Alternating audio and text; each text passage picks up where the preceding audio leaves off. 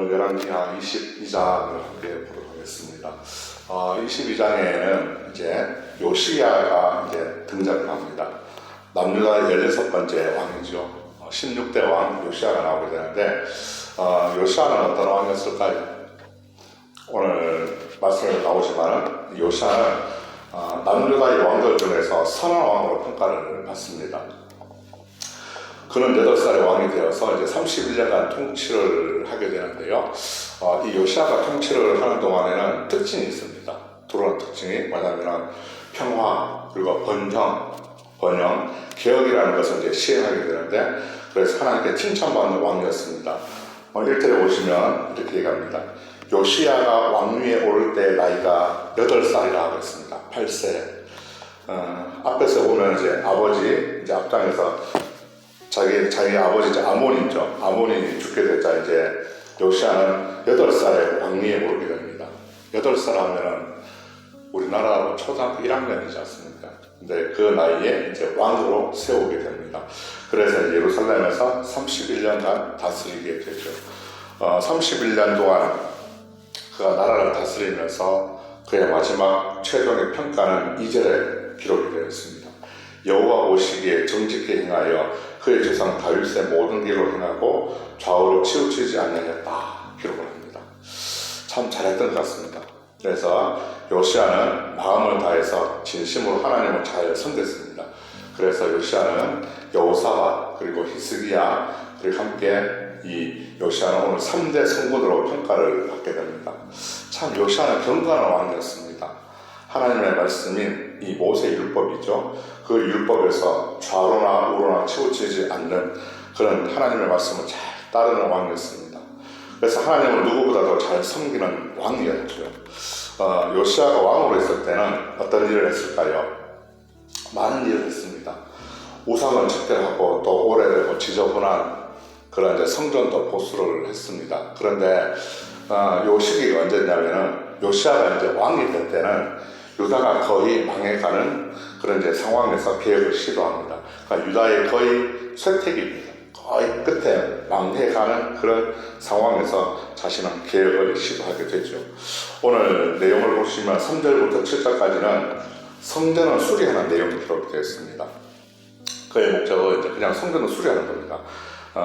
우리도 뭐 건물 오래 되다 보니까 이제 뭐 수리할 때가 있죠. 수리할 때는 수리해야 되고 보수할 때는 보수해야 되는 그런 것처럼 이제 뭐 오래된 것도 있지만 그 당시 성전은 이제 이방인들이 우상을 섬겼던 것들이 참 많습니다. 그래서 이제 제단들이 여러 여기저기 막 곳곳에 있었는데, 그리고 온갖 우상들이 이제 흩어져 있던 터라 제단이 이제 파손되고 돌을 펴져 있었습니다. 그래서 이제 요시야가 왕이 되는 해가 18년이면은 그의 나이로 이제 26살입니다. 이 요시야가 26살 되던 해에 성전을 이제 수리하기 시작합니다. 그때 이제 서기관 사반을 불러가지고 이제 성전을 수리하라고 보내죠. 그리고 이제 성전을 수리하는 사람들에게 돈을 주어가지고 이제 뭐 깨지고 부서진 것 이렇게 고치라고 이렇게 수리하게 합니다. 그래서 파괴된 성전을 보수하는 과정에서 이 일꾼들이 율법책을 발견하게 되죠. 그리고 이제 대제사장 hil기야가 이제 발견을 하게 되는데, 그 책을 이제 사반에게 읽히도록 했습니다. 한번 읽어라. 그러니까 사반은 이제 왕에게 가가지고 성전 수리하다가 이 책을 발견했습니다 하고 이제 보고를 하게 되죠. 그것을 이제 왕에게 읽어줍니다. 오늘 10절에 보시면 이렇게 얘기합니다. 사반이 왕의 앞에서 읽으매 그러죠. 사반이 왕의 앞에서 읽으니까 11절에 보니까 왕이 율법책의 말을 듣자 곧 그의 옷을 찢으니라 그랬습니다. 아니 책을 읽는데 그 앞에서 그걸 듣고 나서 그가 이제 왕이 옷을 막 찢게 됩니다. 요시야가 이제 그 발견된 율법책을 듣자마자 옷을 찢는 이유가 13절에 나오죠. 13절 보시면 우리 조상들이 이 책의 말씀을 듣지 아니하며 이 책에 우리를 위하여 기록된 모든 것을 행하지 아니하였으므로 여호와께서 우리에게 내리신 진노가 크다는 것을 이제 요시야는 깨닫게 됩니다. 아니 그걸 딱 읽는 순간 자기가 깨닫는 게 있죠. 우리 조상들이 하나님 말씀을 그동안 따르지 않았구나. 그것을 이제 알게 됩니다. 깨닫게 됩니다. 그래서 하나님의 백성들에게 하나님께서 원하시는 것이 무엇인지를 그 율법책에 기록이 되어 있는데 그 말씀을 듣고 나서 그들의 조상들이 하나님의 뜻을 따르지 않았다는 것을 그는 깨닫게 됐죠. 그래서 이제 요시아는 옷을 찢고 통곡하며 회개합니다. 그러면서 이제 5절, 12절에 보면은 그 뭘 했냐, 자기들에게 자신들의 신하들이 있습니다. 5명을 부르는데 이 5명은 고위 관직들입니다. 고위 관직들을 불러가지고, 관리들을 불러가지고 이 율법책에 기록된 말씀의 내용이 과연 무엇인지 너희들 가서 하나님께 물어보라 이렇게 갑니다.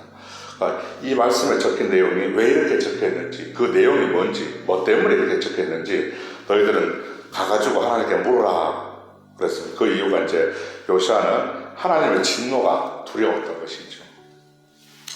유다 백성들이 말씀에 기록된 대로 행하지 않았기 때문에 하나님께서 큰 진노를 내리실 것이 이 요시아는 두려워서 백성들에게 이 진노가 내려지지 않기를 바랬습니다. 그 유다는 오랫동안 하나님의 경고를 무시했습니다. 너 이렇게 하면 내 말 안 들으면 망할 거야, 조심해 그랬는데 그들은 어떻습니까? 계속 그걸 듣지 않았죠. 그래서 하나님의 율법을 지키지 않았다는 것입니다. 하나님의 경고의 말씀을 백성들은 마음에 두지 않았다는 그 사실을 요시아는 큰일 났구나 깨닫게 됩니다. 그리고 이제 요시아가 고위 관리 5명에게 명령을 내려서 하나님 뜻을 묻기 위해서 여선지자 훌다라는 사람을 찾아가게 됩니다. 14절인데요. 훌다에게 찾아간 것을 보면은 아마 이 훌다가 능력이 있으니까 찾아갔겠죠. 이제 그 여인에게 예언의 능력이 있기 때문에 찾아간 것으로 이제 봅니다. 아무 능력이 없으면은 가지는 않았겠죠. 그래서 이제 훌다가 하나님의 말씀을 듣고 이제 관리들에게 말을 해줍니다. 그것이 15절부터 18절까지 나오는데요. 훌다가 들은 것은 이겁니다. 예언이 들은 것이 하나님의 말씀이 하나님은 이 모세 율법에서 경고했듯이 예루살렘과 그 유다 사람들에게 재앙을 내릴 거라고 하셨다. 그리고 이 심판은 그들이 하나님을 저버렸고 또 우상을 만들었고 우상에게 향을 피워가지고 분양했는 그렇기 때문에 그 심판이 내려진다. 그런 것들이 하나님을 나를 경노하게 했다 이렇게 합니다. 하나님을 화나게 하고 경노하게 하고 분개하게 만드는 그런 이유가 우상에게 향을 피우기 때문에 내려지는 것이라 얘기해 줍니다. 그래서 하나님의 재앙은 이 발견된 율법의 책에 그대로 기록된 그대로 하나님은 행하실 것이다 이렇게 말씀을 하세요.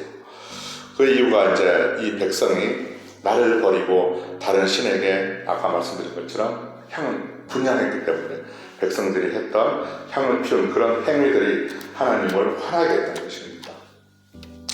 우상을 섬기고 또 우상의 형상을 만들어서 향을 피워서 제사하고 또 하나님을 버리는 그런 행동으로 이제 하나님을 분노하게 이제 만들었죠. 그래서 이제 하나님은 이렇게 말씀을 하십니다. 17절에 마지막 결론의 그 말씀으로 하나님의 말씀은 이렇게 얘기합니다.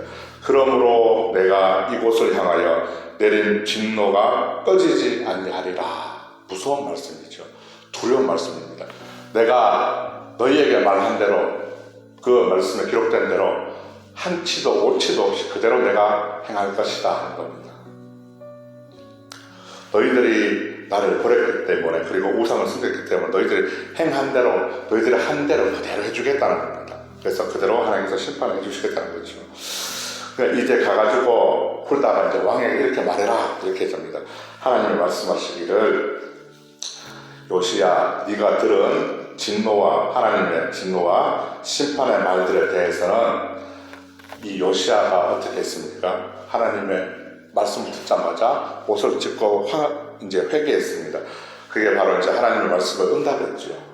그리고 응답하고 모세 율법을 듣고 하나님 앞에서 겸손했기 때문에 요시야가 네가 죽고 나서는 심판이 임할 것이라고 그 들은 말을 왕에게 보고를 합니다. 네가 죽기 전에는 심판이 없을 거라는 거죠. 네가 죽고 난 이후에 그 심판이 있을 거라는 겁니다. 그래서 이제 하나님이 유다에 재앙을 내리실 것을 하나님은 결정을 하셨습니다. 그리고 그 재앙은 기록된 그대로 행할 것이다 이렇게 홀다를 통해서 듣게 됩니다. 그렇지만 하나님을 잘 섬기고 온 마음을 다한 이 경건한 믿음의 왕이 진심으로 애통하며 또 깨닫고 회개한 결과 그 재앙은 어떻습니까? 요시야에게는 하나님의 은총이 주어집니다. 창세기 9장에 보면 노아의 홍수가 나오죠. 맨 끝에 보면 이런 얘기가 나옵니다. 하나님은 백성들에게 향해서 이 사람들을 지은 것을 후회하십니다. 그러나 하나님은 맨 끝에 보면 이렇게 얘기합니다. 그러나 노아는 하나님께 은혜를 입었더라 얘기합니다. 마찬가지로 이 백성들에게 하나님은 심판이 임하실 거라 그렇지만 그러나 요시야는 하나님께 은혜를 입었더라 똑같습니다. 요시야는 하나님을 잘 섬기고 온 마음을 다한 그 경건한 믿음의 왕이 하나님 그 했던 행동 정말 진심으로 애통하며 그 말씀을 깨닫고 회개한 결과 그 재앙은 요시야에게는 하나님 어떤 은총이 주어졌을까요? 하나님의 말씀 앞에 진심으로 따랐던 한 사람, 그 순종하는 자에게 신명기는 축복을 하신다 말씀하셨습니다. 그 말씀대로 오늘 20절에 보시면 이렇게 얘기합니다. 요시야가 받은 복이 나와요. 그 복이 이겁니다. 그러므로 보라, 내가 너로 너희 조상들에게 돌아가서 평안히 묘실로 돌아가게 할 것이다 하는 겁니다. 이것이 바로 요시야가 받은 축복입니다. 그의 계명에 순종해서 하나님의 말씀에 순종해서 정직하게 행하기 때문에 하나님의 은총을 받았습니다. 그가 살아있을 때 그의 눈으로 심판을 보지 않고 그가 죽고 나서 그 심판을 받았고 또 너희 조상들에게 요시야는 돌아가서 평안히 묘실로 돌아갈 것이라는 은총을 받습니다. 유다에게 임한 진노와 재앙은 요시야의 눈으로는 보지 못했습니다. 만약 그가 살아있을 때 재앙이 내렸다면 어땠을까요?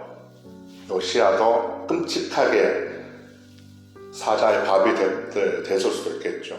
그 재앙의 한 사람이 됐을 수 있습니다. 그러나 그는 하나님의 은혜를 보게 되고 그의 눈으로 그 재앙을 면하게 됩니다. 하나님의 말씀을 깨닫는 것도 은혜인 줄로 믿습니다. 이것이 우리에게 복인 줄로 믿습니다. 그 말씀을 깨닫고 진심으로 회개하는 자에게 내려지는 은총의 복이 오늘 저와 여러분에게 있기를 소망합니다. 기도하겠습니다. 하나님, 요시야를 통해서 말씀하신 것처럼 주님의 말씀 앞에 순종하여 정직한 길로 행한 그의 행동을 오늘 우리가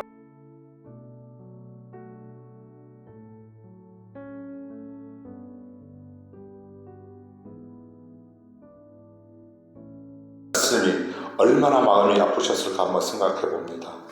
물로 세상을 심판하신